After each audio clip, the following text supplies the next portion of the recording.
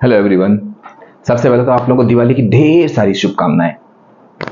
उम्मीद है दिवाली की प्रिपरेशन के साथ साथ दिवाली सेलिब्रेशन के साथ साथ आपने स्टडी भी की होगी, की थी, हमने देखा भी है क्योंकि आपके कमेंट्स लगातार आ रहे थे, आपके व्यूज मिल रहे थे। अच्छा ही है, एक कोऑर्डिनेशन होना चाहिए, स्टडी भी सेलिब्रेशन भी, सब कुछ एक बैलेंस्ड वे में चले तो ज्यादा अच्छा रहता है। तो चलिए कुछ पढ़ाई की बातें करते हैं हम लोग फिर से। हम लोगों ने इलेक्ट्रोलिसिस की शुरुआत की थी, जिसमें हम लोगों ने देखा था कि किस तरह से हम लोग इलेक्ट्रोलिसिस कंडक्ट कराएंगे, कौन कौन सी उसकी टर्मिनोलॉजी थी और किस तरह से हम रिएक्शन करेंगे एनोड पर, कैथोड पर, कैसे प्रोडक्ट बनाएंगे और काफ़ी सारे की टर्म्स। एक छोटी चीज़ वहाँ पर हमसे मिस हो गई थी। इससे पहले कि हम वेरियस कंपाउंड की इलेक्ट्रोलिसिस पे आए, वो मिस वाली चीज़ बता देते हैं क्योंकि वो बहुत इंपॉर्टेंट कॉन्सेप्ट है और उस पर जो है आपका बोर्ड में क्वेश्चन भी आ चुका है। और वो कॉन्सेप्ट है आपका कि हमको कंपेयर करना है electrical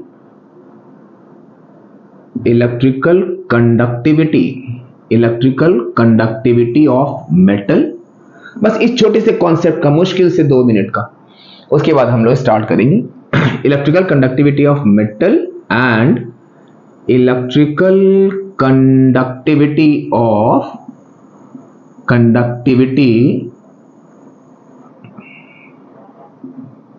conductivity of salt solution of metal.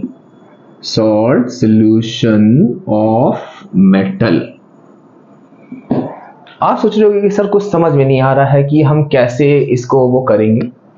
हम इसको एक एग्जाम्पल से लेते हैं। मान लो हमने लिया ये मेटल कॉपर और हमें इसका सॉल्ट सॉल्यूशन लेना है मेटल का। हमने ले लिया एक्वस सॉल्यूशन ऑफ CuSO4, जिसको हम लोग पढ़ भी चुके हैं और अभी डिटेल में भी पढ़ेंगे। इसको हम इंडिविजुअल अलग से बताएंगे। यहां पर आप लोगों को एक छोटी चीज ध्यान रखनी है, बहुत छोटी चीज, कि कंफ्यूजन कहां पर होता है। मेटल है, ये आपने फिजिक्स में पढ़ा होगा कि इसमें जो है आपकी कंडक्टिविटी होती है, कंडक्टिविटी इज ड्यू टू, अब ध्यान रखिएगा आप, ड्यू टू फ्री इलेक्ट्रॉन्स। ये बोर्ड का आया हुआ क्वेश्चन है। Conductivity is due to free electrons. और जो आप एक्वस सॉल्यूशन लोगे, ये हम लोगों ने देखा ही था वहां पर कि इसमें जो है आपकी कंडक्टिविटी होती है is due to free ions. अगर आपको ध्यान हो तो हमने जब छोटे छोटे से कॉन्सेप्ट पे बात कर रहे थे तो हमने आपको क्या कहा था कि फ्री आयंस कहीं भी कोई भी स्टेट हम लेंगे, एक्वस सॉल्यूशन कॉपर सल्फेट की, मोल्टन लेड ब्रोमाइड या acidified water, this all is due to the presence of free ions. तो ये छोटी सी चीज छूट गई थी, एक बार हम फिर से आपको बोल रहे हैं, my sincere apology for that. तो ये उम्मीद है आपको ये सब चीज समझ में आ गई होगी। अब हम लोग क्या करते हैं कि मतलब किसी भी मेटल की कंडक्टिविटी होती है ड्यू टू फ्री इलेक्ट्रॉन्स, और अगर हम उसी मेटल का सॉल्ट सॉल्यूशन लेंगे तो उसकी कंडक्टिविटी होगी ड्यू टू फ्री आयंस। अब हम लोग आते हैं अपने वेरियस कंपाउंड्स की इलेक्ट्रोलिसिस पर, जिसमें हम आपको एक एक इंडिविजुअल कंपाउंड को अलग अलग बताएंगे विद डिटेल। तो पहला हम लोग यहां पर लेते हैं इलेक्ट्रोलिसिस ऑफ लेड ब्रोमाइड। अगर आपको ध्यान हो, नहीं ध्यान हो, आप मेरा आई बटन प्रेस करो, प्रीवियस वीडियोस देखो। वहां पर हम लोगों ने बात करी थी कि इनमें सबसे इंपॉर्टेंट चीज होती है इनकी स्टेट। हम फिर से कहेंगे, यहां पर स्टेट जो है वो आप मैटर की सॉलिड, लिक्विड या गैसीय स्टेट नहीं लिखोगे। यहां पर जिस स्टेट में आप इस कंपाउंड को या किसी भी कंपाउंड की इलेक्ट्रोलिसिस कराने जा रहे हो, आप जिस स्टेट में उसको यूज कर रहे हो, जो भी आप एज अ इलेक्ट्रोलाइट ले रहे हो, वो स्टेट आप लिखोगे। तो यहां पर हमारा सबसे पहला क्वेश्चन आता है स्टेट ऑफ इलेक्ट्रोलाइट। इसका डायग्राम अभी हम थोड़ा रुक के बनाएंगे क्योंकि उसमें हमको आपको एक बहुत इंपॉर्टेंट चीज समझानी है, स्टेट ऑफ इलेक्ट्रोलाइट।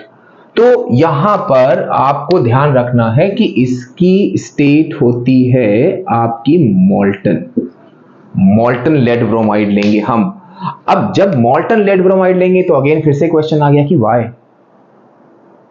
तो वाई में क्या होगा आपको मालूम है एक्सक्यूज मी, आपको मालूम है कि हम मॉल्टन लेड ब्रोमाइड क्यों लेंगे? टू अवेल फ्री आयंस, ताकि कंडक्टिविटी इसकी एनहेंस हो जाए और आयंस का माइग्रेशन एनोड और कैथोड की तरफ होना शुरू हो जाए। जरा इसके डायग्राम की बात करते हैं। आप देखोगे इस लेड ब्रोमाइड की इलेक्ट्रोलिसिस का डायग्राम अदर जो हम लोग कॉमन डायग्राम बनाते थे, एक सेल लिया, एनोड कैथोड लगाया, उससे थोड़ा सा डिफरेंट है। उसका भी एक रीजन होता है जो अभी हम आपको बताएंगे। यहां पर आप क्या करोगे कि एक लोगे सिलिका क्रूसिबल। अभी इसका रीजनिंग है, हम लोग उस पे आते हैं। सिलिका क्रूसिबल, इसके अंदर आप एज अ इलेक्ट्रोलाइट फिल करोगे, that is molten lead bromide. यहां पे आपका इलेक्ट्रोलाइट होगा मॉल्टन लेड ब्रोमाइड।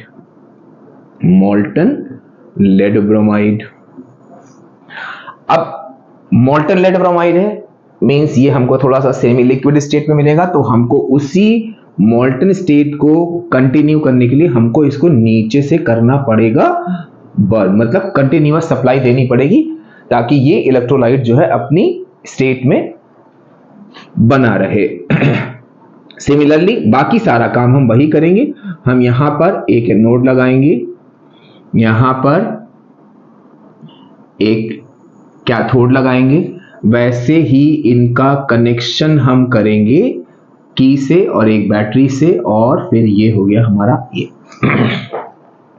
अच्छा, ये प्लस ये minus means anode and cathode.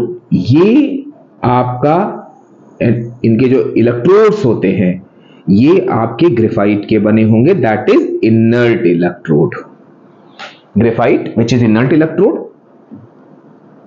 Electrode. इसका भी रीजन है, अभी ये भी हम लोग देखेंगे, इसीलिए हम यहाँ पे सारी चीजें मेंशन कर दे रहे हैं। इनर्ट इलेक्ट्रोड की खास बात क्या थी, एक बार जरा क्विक रिवीजन कर लेते हैं। Which does not take part in electrolysis, ये चीज हो गई हमारी। अब हमारा स्टेट तो हो गया कि हमने यहाँ मॉल्टन लेड ब्रोमाइड ले लिया, उसके बाद हम क्या करेंगे, इसको हम डिसोशिएट कराएंगे, डिसोशिएशन रिएक्शन। अब एक चीज आप ध्यान रखना कि डिसोशिएशन जब आप कराओगे तो आप पूरे इलेक्ट्रोलाइट कराओगे, what ever it may be the state of electrolyte used. जैसे अगर आपको पिछला वाला मेरा एग्जांपल याद हो, aqua solution of copper sulphate, जिससे हम लोगों ने एक्टिव और इनर्ट इलेक्ट्रोड और सिलेक्टिव डिस्चार्ज ऑफ आयंस के कॉन्सेप्ट निकाले थे, तो आप वहां पर देखोगे हमने CuSO4 को भी ब्रेक किया था, डिसोशिएट किया था, और वाटर को भी डिसोशिएट किया था। क्यों? क्योंकि जब हम यहां पर कोई भी इलेक्ट्रोलाइट लेंगे तो वो जिस कंडीशन में ले रहे हैं वो पूरा का पूरा यहां अंदर से डिसोशिएट होगा। यहां पर क्या होगा, हमने मॉल्टन लेड ब्रोमाइड लिया है, मतलब यहां पर हमने ना इसका एक्वा सॉल्यूशन लिया, ना इसमें हमने कोई अदर चीज मिलाई है।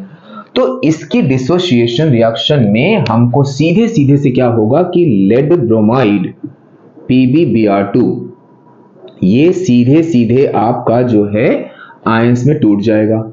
अच्छा, आयनिक इक्वेशन लिखने के लिए हम आपको एक चीज बता दें, जिस भी कंपाउंड का आपको डिसोसिएशन कराना, अब ध्यान रखना बहुत इंपॉर्टेंट, क्योंकि अभी आपको मेटलर्जी में भी सब में काम आएगा। आप सोच रहे हो कि अरे पता नहीं इसको डिसोशिएट कैसे कराएं आयंस में, सबसे बढ़िया तरीका हम आपको बता रहे हैं। जिस कंपाउंड को डिसोशिएट कराना हो, जब भी हम कोई भी कंपाउंड लेंगे, डिसोशिएशन जब भी आएगा, हम इस चीज को एक बार फिर से आपको याद दिलाएंगे।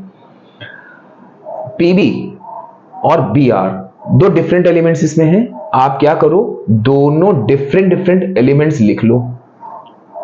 लिखने के बाद उनके ऊपर उनकी रिस्पेक्टिव वैलेंसीज लगा दो। बस यहां पे थोड़ा सा वैलेंसी आपको ध्यान रखनी पड़ेगी। वैलेंसीज लगाने के बाद अब आप क्या करो, इसको एज इट इज, जैसे नॉर्मल इक्वेशन हम लोग बैलेंस करते हैं वैसे बैलेंस कर दो। अब आप सोच रहे हो कैसे करें, कुछ नहीं करना है। आप देखो यहाँ पे Br कितने हैं, 2, बस कुछ ना करो, आप यहां पर 2 Br लगा दो।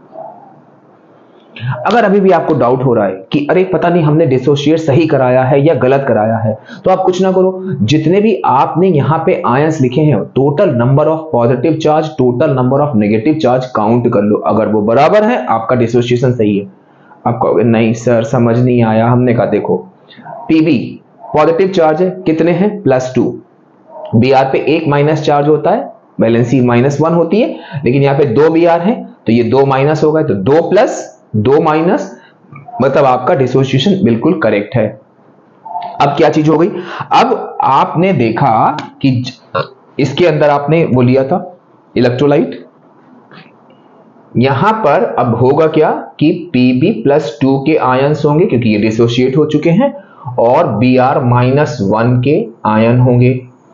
अब अपने पिछले कॉन्सेप्ट पे चलते हैं। ये है हमारा एनोड, ये है हमारा कैथोड। एनोड पॉजिटिव है, इस पर नेगेटिव वाला आयन जाएगा, मतलब कि इस वाले पर आपको मिलेगा Br-,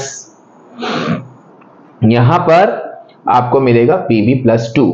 अब ये इसलिए भी जरूरी है क्योंकि अगर हमने आयंस का डिपोजिशन गलत दिखाया तो हमारी reaction at anode, reaction at cathode, product, observation, उससे रिलेटेड सारी चीजें गलत होती जाएंगी।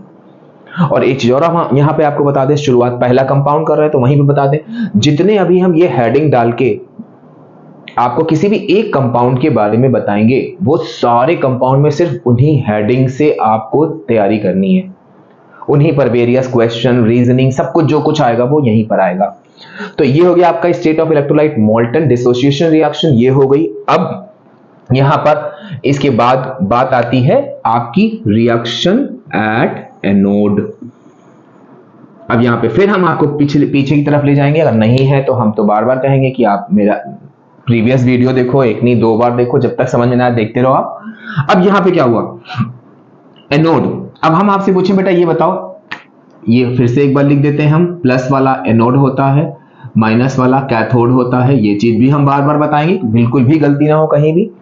तो अब क्या हुआ आपका, एनोड पर कौन सा आयन जा रहा है, आप कहोगे अरे सर Br-, हम कहेंगे Br- लिख लो। यहां पे सबसे पहला काम आपको यही करना है कि जो आयन जिस इलेक्ट्रोड पर जा रहा है आप उसको लिख लो, रिएक्शन समझ लो आपका कंप्लीट और बिल्कुल सही। रिएक्शन एट एनोड, रिएक्शन का तो हमने कहा बेटा ये बताओ कैथोड पे क्या जा रहा है, आप कहोगे सर कैथोड पर देखिए Pb+2 जा रहा है, हमने कहा वेरी गुड। अब रिएक्शन लिखनी है, रिएक्शन का तरीका भी हमने आपको सिखाया था कैसे, जो साइन लगा होगा वही साइन हमको बीच में लगाना है, जितने भी इसकी वैलेंसी होगी उतने इलेक्ट्रॉन्स लिख देने हैं, और उसके बाद इसको हमें एक न्यूट्रल एटम में कन्वर्ट कर देना है। एक्सक्यूज मी, यहां पर Pb+2, तो एज यूजुअल जैसे हमने आपको रिएक्शन लिखना सिखाया था इससे पहले वाले वीडियो में, प्लस का साइन है तो प्लस लगाएंगे, वैलेंसी 2 है, 2 इलेक्ट्रॉन लिखेंगे और ये हम कर देंगे Pb। अब यहां पर आप एक छोटी चीज ध्यान रखना, यहां पर बच्चा इस पॉइंट पे गलती करता है, वो सोचता है हमने ये रिएक्शन लिख दी और हमारा काम हो गया। तो पहले हम आपको बता चुके हैं कि जो नॉन मेटल्स होते हैं वो मॉलिक्यूल्स के फॉर्म में एग्जिस्ट करते हैं, जितने भी मेटल्स हैं वो एटम के फॉर्म में एग्जिस्ट करते हैं। तो यहां पर क्या होगा, Br तो वैसे भी कुछ नहीं होता है, हम क्या करेंगे इसका Br+Br करके Br2 मॉलिक्यूल बनाएंगे। अब ये आपकी कंप्लीट इक्वेशन हो गई। बच्चा सोचता है कि रिएक्शन एट एनोड हम लोग अक्सर देखते हैं 1 मार्क्स में आता है, बच्चा सोचता है यार एक ही इक्वेशन लिखनी है, नहीं दोनों लिखोगे तब ये 2 इक्वेशन पूरी कंप्लीट होंगी, तब आपको जाके पूरा मार्क्स मिलेगा। तो ये रिएक्शन एट एनोड हो गया, रिएक्शन एट कैथोड हो गया। अब यहां पर बात आ गई कि हम इन रिएक्शंस के बेसिस पर ही अगले स्टेप पर आएंगे जहां पे हमको बताने प्रोडक्ट एनोड और कैथोड पे क्या होंगे। तो यहां पर क्या हुआ आपका product at anode and product at cathode, इसमें भी एट कैथोड बहुत छोटी सी एक मिस्टेक होती है जो हमने आपको पहले हम आपको बता चुके हैं क्या मिस्टेक होती है। प्रोडक्ट एट एनोड ये आपका यहां पर होगा ब्रोमीन गैस लिखोगे आप, अगर आपने मेरा पहला वाला वीडियो देखा होगा तो आप खुद समझ जाओगे, या आप लिखोगे ब्रोमीन मॉलिक्यूल, क्योंकि जितने भी नॉन मेटल्स हैं गैसियस, ज्यादातर सब गैसियस स्टेट में ही होते हैं। ऑक्सीजन ले लो, नाइट्रोजन ले लो, सब गैसेस होती हैं। और ब्रोमीन मॉलिक्यूल दोनों में से कुछ भी लिख सकते हैं, क्योंकि ये Br2 एक मॉलिक्यूल बन चुका है। अब बात आती है कैथोड पर। कैथोड पर आप लिखोगे लेड मेटल या आप लिखोगे लेड का एटम, क्योंकि जितने भी मेटल होते हैं, ये चीज भी हम आपको पहले बता चुके हैं, वो आपके एटम के फॉर्म में एग्जिस्ट करते हैं। तो ये चीज हमारी हो गई कि हम इसकी इलेक्ट्रोलिसिस में क्या क्या चीजें करेंगे। अब एक छोटी चीज, बहुत इंपॉर्टेंट चीज, वो आता है इनका ऑब्जर्वेशन। ऑब्जर्वेशन कैसे, ये डायग्राम बना हुआ होगा, उस पर वो ऑब्जर्वेशन पूछ लेते हैं। या during electrolysis of molten lead bromide, what do you observe at anode and cathode? What do you observe at anode? Give balance equation at cathode that takes place at cathode। ये 2 number का बहुत important question कई बार पूछा गया। कोई भी आपसे एक प्रोडक्ट पूछ लेंगे और दूसरा वाला आपसे रिएक्शन पूछ लेंगे, या एक ऑब्जर्वेशन पूछ लेंगे। एनोड पे ऑब्जर्वेशन पूछ लिया, कैथोड की रिएक्शन पूछ लेंगे। कैथोड पे ऑब्जर्वेशन पूछ लिया, एनोड की रिएक्शन पूछ लेंगे। बस बहुत सिंपल है, हो जाएगा अभी आराम से, बहुत आराम से। अब हम क्या करेंगे, product at anode at cathode. अब यहां पर आता है हमारा observation at anode. Observation at anode, यहां पे एक छोटी सी मिस्टेक में बच्चे के मार्क्स कट जाते हैं, एनोड पे नहीं, अभी आते हैं तब हम बताएंगे कहां पे मार्क्स कटते हैं। तो ऑब्जर्वेशन एट एनोड, एनोड पर आपने देखा, इसीलिए हमने कहा था कि डिसोसिएशन के बाद अगर आयंस का डिपोजिशन एनोड कैथोड पर गलत हुआ, आगे की सारी चीजें गलत होती जाएंगी। तो यहां पे क्या हुआ, ये आपका ब्रोमीन गैस है। ब्रोमीन गैस होती है ब्राउन कलर की, तो यहां पे आप क्या लिखोगे, brown vapours of, brown vapours of bromine gas, brown vapours of bromine gas. अब सिमिलरली हमको देखना है कि कैथोड, एनोड पर क्या होगा। तो एनोड पर आप देखो, एनोड पे आपको मिल रहा है लेड का metal which is silvery grey. अब इसके संग एक छोटी सी चीज ध्यान रखनी है, जो बच्चा जल्दबाजी में गलती कर देता है। ये चीज क्या होगी आपकी, ऑब्जर्वेशन एट कैथोड। कैथोड यहां पर आपको ध्यान रखना है कि आप लिखोगे सिल्वरी ग्रे, सिल्वरी ग्रे, और ये इंपॉर्टेंट है इसलिए हम इसको अंडरलाइन करके लिख रहे हैं, silvery grey deposit, silvery grey deposit of lead. ये चीज आपको ध्यान रखनी है, डिपॉजिट टर्म। तो ये हम लोगों का हो गया पूरा इलेक्ट्रोलिसिस इस लेड ब्रोमाइड का। भी कुछ रीजनिंग वगैरह बची हैं, उन पे अभी हम लोग के आते हैं। ये हमारा electrolysis of lead bromide. Diagram आप ध्यान रखिएगा, बिल्कुल इंडिविजुअल डायग्राम है। अगर ये डायग्राम ड्रॉ होके आता है, बच्चा तुरंत पहचान लेता है। बाकी सब में आपका वही रेक्टेंगुलर जो है वो बना हुआ है इलेक्ट्रोलाइटिक सेल, लेकिन इस वाले में ये बड़े आराम से एक सिलिका क्रूसिबल है।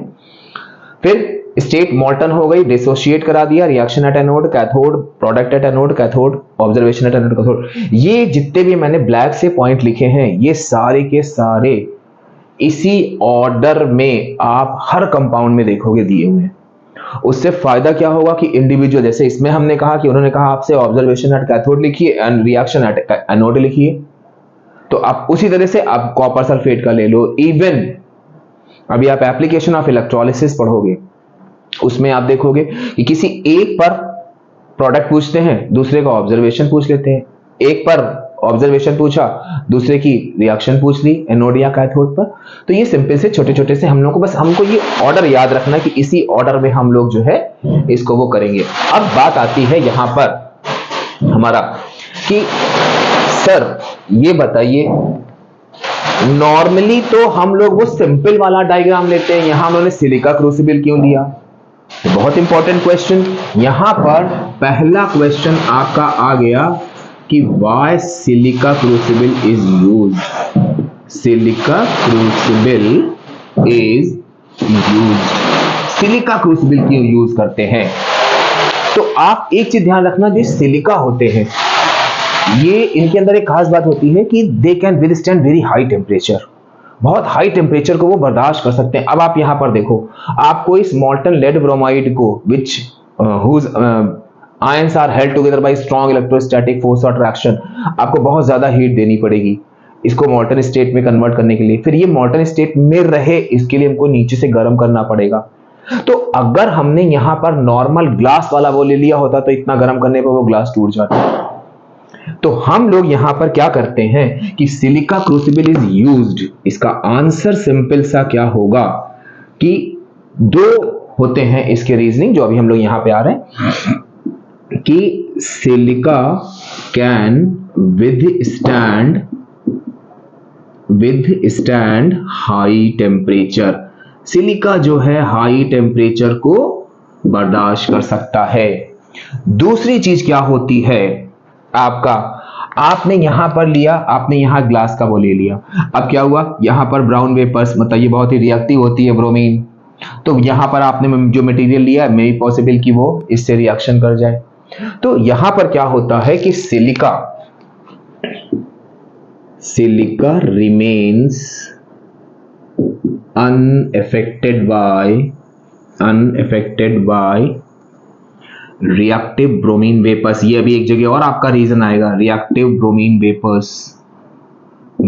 वेपर्स। एक छोटा सा रीजन और है, वो याद रहे तो आप लिख देना। Silica is non conductor. अब यहां पर आप ध्यान रखना, आप कहोगे अरे सर इतने तीन कैसे याद करेंगे। कुछ नहीं, आप नहीं कुछ है तो मेन एम्फेसाइज आप इस पे करना बस, because silica can withstand high temperature. अगर आपको तीनों नहीं याद करने, तीनों याद हो गए लिख दिए, well and good. Otherwise silica can withstand high temperature, ये आपका हो गया। अब बात आती है यहां पर कि इनर्ट इलेक्ट्रोड हमने ग्रेफाइट क्यों लिया है, या ग्रेफाइट इलेक्ट्रोड ही क्यों यूज किया है हमने इसमें। तो यहां पर दूसरा क्वेश्चन क्या बन गया आपका कि वाई, सारे बोर्ड के आए हुए क्वेश्चन हैं, why inert electrodes are used. अब आप देखो सेम वही चीज आ गई। आपने क्या किया, यहां पर आपने इनर्ट ना लेके कोई एक्टिव इलेक्ट्रोड लगा दिया। एक्टिव इलेक्ट्रोड का काम क्या होता है, रिएक्शन में पार्टिसिपेट करते हैं। इनर्ट जो है रिएक्शन में पार्टिसिपेट नहीं करते हैं। यहां पर हमारा ब्रोमीन वेपर्स आ रहा है जो कि आपके हाईली इलेक्ट्रोनेगेटिव होते हैं, हाईली रिएक्टिव होते हैं। तो ये क्या करेंगे, तुरंत जो है जो भी आपने अदर मटेरियल लिया उसके संग रिएक्शन कर जाएंगे। लेकिन जब आपने इनर्ट इलेक्ट्रोड लिया है तो क्या वो इस ब्रोमीन वेपर से रिएक्शन करेगा, नहीं। तो अगर हमने यहां एक्टिव लिया होता हमारी रिएक्शन यहीं पर स्टॉप हो जाती, ये पूरा प्रोसेस यहीं पे स्टॉप हो जाता, होने का सवाल ही नहीं उठता था, क्योंकि ये ब्रोमीन उस मेटल से रिएक्शन कर चुका होता। तो यहां पर क्या होगा, why inert electrodes are used. इसका भी सिंपल सा आंसर होगा आपका, सिंपल सा आंसर होगा कि इनर्ट इलेक्ट्रोड या graphite electrode, inert electrode remains unaffected by reactive bromine vapors। देखो बेटा एक चीज बताएं, थ्योरेटिकल पोर्शन तो कोई पढ़ा सकता है आपको, लेकिन इस टाइप के जो वेरियस क्वेश्चंस आते हैं वो अगर नॉर्मली आपने पढ़ा, कभी कभी होता है याद रहे कुछ नहीं याद रहे, लेकिन अगर कोई आपको इस तरह से ओरली बता देता है तो फिर आपको वो चीज जल्दी याद हो जाएगी। तो ये कुछ हमारे छोटे छोटी सी चीजें थी जो कि आपकी कंपाउंड की इलेक्ट्रोलिसिस बहुत छोटी छोटी सी है, बस ये मेन चीजें कहां पे कौन सी रीजनिंग आ रही है, किस टाइप का डायग्राम बनना है, क्या हो रहा है, वो चीज आपको लेनी है। अब सबसे इंपॉर्टेंट क्वेश्चन जो हम आपको बता चुके हैं लेकिन हमने वो आपको जर्नल में बताया था, अब उसको स्पेसिफाई करना है। यहां पर हम लोगों ने एक क्वेश्चन देखा था कि electrolysis is a redox reaction. कुछ लोगों ने मन में आंसर भी सोच लिया होगा, अरे सर बहुत इजी है, because oxidation at anode and reduction at cathode takes place simultaneously. हम कहेंगे वेरी गुड। वो कॉन्सेप्ट कई बार क्वेश्चन में आया है लेड ब्रोमाइड के रेफरेंस में, तब आप क्या करोगे, बस ये छोटी चीज आप ध्यान रखना। तो यहां पर क्वेश्चन आता है एक आपका, बस जो रीजनिंग वाले अदर क्वेश्चन आते हैं रीजनिंग के या इस टाइप के, वो आपके बस ये 3 क्वेश्चन में से ही आते हैं, बाकी सारी चीजें आपकी reaction at anode, cathode, observation, product, उन्हीं पर क्वेश्चन आते हैं। तो अब यहाँ पे एक क्वेश्चन आपका आता है कि electrolysis of molten lead bromide is a redox reaction। इसमें बहुत कॉमन मिस्टेक पे हम लोग बच्चों के नंबर काटते हैं। जब हम आपको पहले पढ़ा रहे तब भी हमने कहा था कि जब क्वेश्चन आता है why electrolysis is a redox reaction, हम लोग कितने सारे बच्चों के नंबर काट देते हैं, because oxidation and reduction takes place simultaneously. वहां पे आप क्या कर रहे हो, वहां पे आप रिडॉक्स रिएक्शन की डेफिनेशन बता रहे हो, आप ये नहीं बता रहे हो कि why electrolysis is a redox reaction. तो यहां पर electrolysis of molten lead bromide is a redox reaction, इसका हमें आंसर देना स्पेसिफाई कर दिया उन्होंने। तो हम यहां पर क्या करेंगे, इसके आंसर में आता है कि बिकॉज, अब देखो जब हम लोगों ने इसका जनरल आंसर लिया था तो उसमें था कि oxidation at anode, reduction at cathode. आप यहां पर देखोगे कि एनोड पर होगा ऑक्सीडेशन, कैथोड पर रिडक्शन होगा। आपको ये देखना है ऑक्सीडेशन किसका हो रहा है, रिडक्शन किसका हो रहा है। तो यहां पर आप क्या लिखोगे, बिकॉज ऑक्सीडेशन ऑफ, अब आप देखो ध्यान से, एनोड पर ऑक्सीडेशन होता है, यहां पे ब्रोमीन आ रहा, बच्चा ब्रोमाइड लिखता है, ये गलती भी आप मत करना।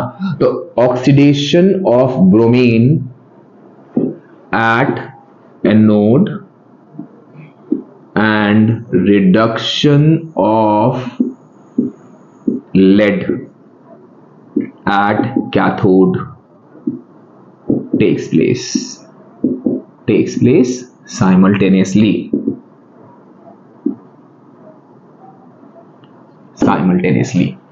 बस ये क्वेश्चन आप ध्यान रखना, छोटी सी बस यही मिस्टेक होती है। जिन बच्चों को ये याद रहता है कि oxidation at anode, reduction at cathode, वो इतना लिख देते हैं खाली, लेकिन वो आपका कहां सही होगा, जब जनरल इलेक्ट्रोलिसिस के लिए पूछा जाए। यहां किसके लिए पूछा जा रहा है, electrolysis of molten lead bromide। बहुत छोटी छोटी चीजें होती हैं ये। तो उम्मीद है आपको molten lead bromide की इलेक्ट्रोलिसिस पूरी अच्छे से समझ में आ गई होगी। आप इसको एक बार, दो बार, जितनी बार भी हो जाए देखो। कोई भी अगर प्रॉब्लम है कमेंट्स के थ्रू, जैसे आप अभी तक करते चले आ रहे हो। और हाँ, अगर आपने पहली बार मेरा वीडियो देखा है तो प्लीज आप सब्सक्राइब करो, लाइक, कमेंट्स, वो तो आपके बहुत प्यारे होते हैं। तो once again thank you and bye bye.